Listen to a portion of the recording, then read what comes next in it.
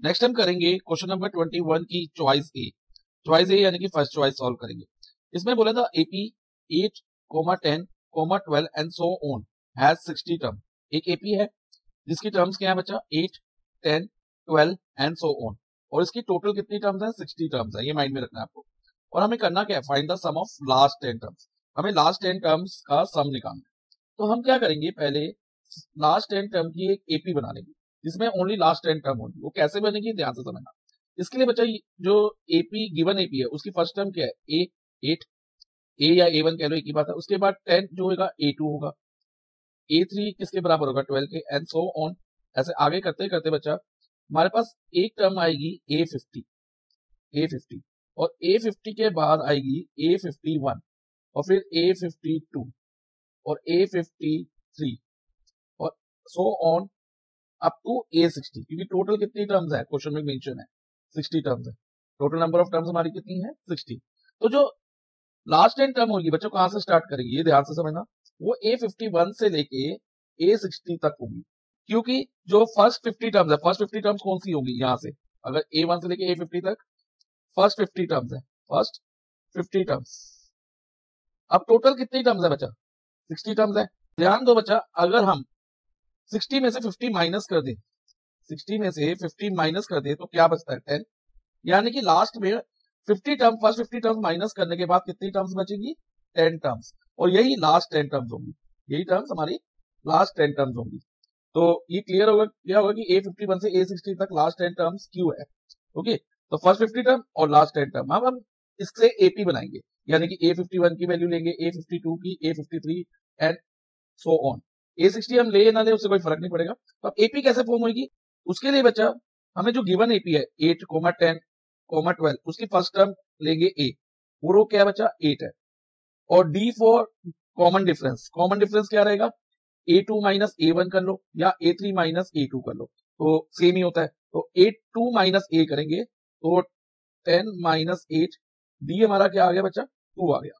A8 first term of AP 8 होगी और common difference 2 आ गया। अब बच्चा जो A8 है फर्स्ट टर्म A8 है वो फर्स्ट टर्म पूरे सेट की है, A60 तक की है, ठीक है। तो इसमें हम A जो है ना A51 nth टर्म का फॉर्मूला लगाते वक्त A51 में भी A को 8 ले सकते हैं, A52 में भी A को 8 ले सकते हैं और D भी हम सेम रखेंगे। तो इसमें सबसे पहले हम क्या करेंगे A51 निकालेंगे एपी फॉर्म करने के लिए। अब A51 निकालने के लिए हम nth टर्म का फॉर्मूला यूज करेंगे, वो होता है AN is equal to A plus N minus 1D। ये फॉर्मूला यूज होगा, यानी कि A 8 हो गया प्लस N हमारा 51 है, 51 माइनस 1 और D क्या है हमारा कॉमन डिफरेंस 2।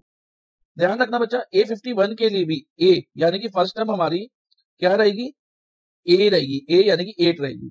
और क्यों, क्योंकि हम जो A51 है इस पूरी एपी का ही पार्ट है। ओके, जब तक हम न्यू एपी नहीं फॉर्म कर लेंगे और इसको अलग करके नहीं लिखेंगे तब तक फर्स्ट टर्म अभी हमारी यही रहेगी। ओके, अब इसको आगे सॉल्व करते हैं और A51 निकालते हैं। तो 8 plus 51 minus 1 50 into 2, that mean 8 plus 100, 50 into 2 क्या होगा 100 इज इक्वल टू 108। तो A51 हमारा क्या आ गया बच्चा 108। अब आगे हम एपी फॉर्म करें A51 से स्टार्ट करते हुए एपी को आगे बढ़ाएं तो ये 108 हो गया A51। अब A52 क्या होगा, या तो आप A52 इस फॉर्मूले से निकाल लो, या फिर क्योंकि कॉमन डिफरेंस क्या है पूरी एपी का A60 तक कॉमन डिफरेंस 2 ही रहेगा, ठीक है।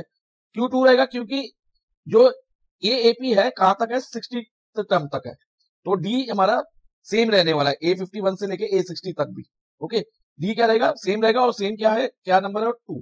तो 108 प्लस 2 110, देन 2 प्लस कर दो 112 अप टू A60। A60 भी हमें निकालने की जरूरत नहीं है बच्चा।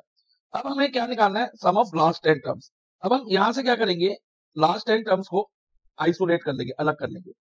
इसको अलग करके यहां लिख देंगे 108 plus 110 plus 112 so on up to A60 या इधर अब कितनी टर्म्स रह गई A60 तक 10 टर्म्स।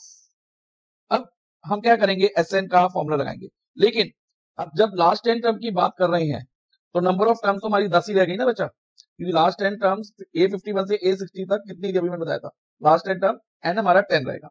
तो इसमें हम S10 निकालेंगे सम ऑफ लास्ट 10 टर्म के लिए, नहीं तो SL10 लिख रहा हूं ताकि ये ध्यान रहे कि लास्ट 10 टर्म है।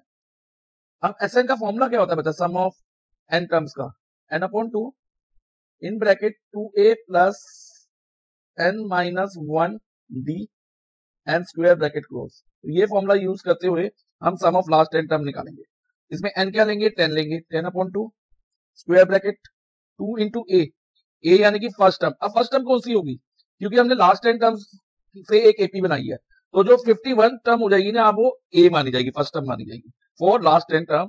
लास्ट 10 टर्म्स के लिए फर्स्ट टर्म हमारी A51 होगी, और A51 क्या है हमारा 108, तो यहाँ पर ए की जगह 108 आ जाएगा, प्लस n तो 10 है, जो लास्ट 10 टर्म ले रहे हैं, 10 माइनस 1, और डी कॉमन डिफरेंस वो 2 ही है, 110 माइनस 108 करके देख लो बच्चा, डी क्या होगा 110, d is equal to 110 minus 108 which is 2 into 2। अब इसको सॉल्व करना है, देखो बच्चा ये 10 डिवाइडेड बाई 2 5 हो गया, in bracket 2 into 108 216 plus 10 minus 1 is 9, तो 9 मल्टीप्लाई बाई 2, और इसको आगे सॉल्व करें तो बच्चा 5 इंटू 216 प्लस 9 इंटू 2 क्या होगा 18, so it will be 5 into 216 plus 18 हमारा होगा 234, और 5 इंटू 234 करें तो 1170 आ जाएगा, 1170। तो सम ऑफ लास्ट 10 टर्म हमारी क्या हुई बच्चा 1170।